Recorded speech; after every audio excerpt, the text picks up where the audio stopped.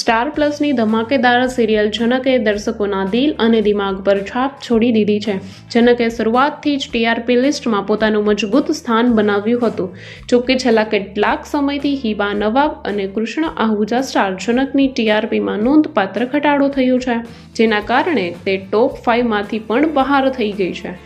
આવી સ્થિતિમાં નિર્માતાઓએ 20 વર્ષનું છલાંગ લગાવીને વાર્તાને નવેસરથી શરૂ કરવા માંગે છે. જનકના આગમન સાથે જ્યારે બધા જૂના કલાકારોએ શો છોડવો પડશે, ત્યારે નવા કલાકારો શોમાં પ્રવેશ કરશે. હિબા નવાબ અને કૃષ્ણ આહુજાએ પોતે પુષ્ટિ આપે છે કે તેઓ જનકને અલવિદા કહેવા જઈ રહ્યા છે. હવે 2 સ્ટાર્સના નામ સામે આવી રહ્યા છે, જે જનકમાં મુખ્ય કપલ તરીકે પ્રવેશ કરી શકે છે. નમસ્કાર, હું છું કૃષ્ણા અને તમે જોઈ રહ્યા છો લોકશાહી ન્યૂઝ. વિડીયોમાં આગળ વધતા પહેલા ચેનલને સબસ્ક્રાઇબ કરવાનું ભૂલશો નહીં.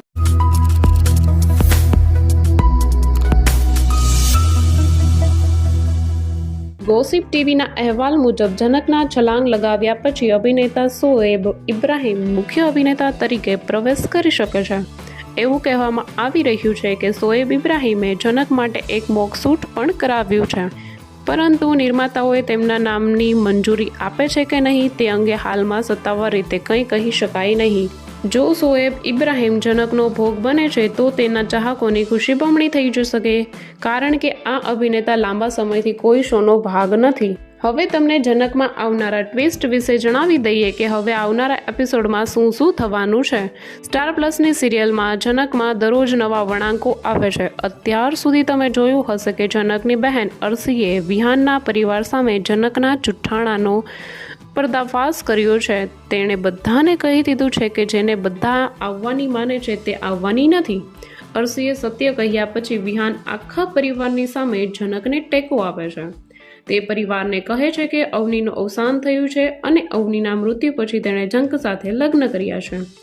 અર્શીએ બધાને કહી દીધું છે કે તેઓ જેને અવની તરીકે વિચારી રહ્યા છે તે અવની નથી, પરંતુ અર્શીએ હજી સુધી નથી જણાવ્યું કે અવની કોણ છે અને તેની વાસ્તવિક ઓળખ શું છે. અર્શી આ કહેવા જતી હોય છે ત્યારે અનિરુદ્ધ અર્શીને કહે છે કે ઘરમાં એક છોકરીના લગ્ન થવાના હોવાથી તે આ બધું હમણાં ના કહે.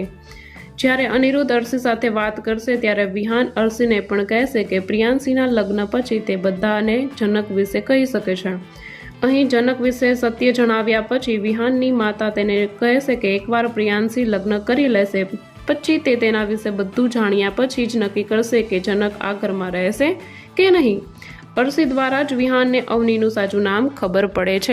તે અનિરુદ્ધને પૂછશે કે જો તેનું સાચું નામ ખબર હતું તો તેણે પહેલાં કેમ ન કહ્યું.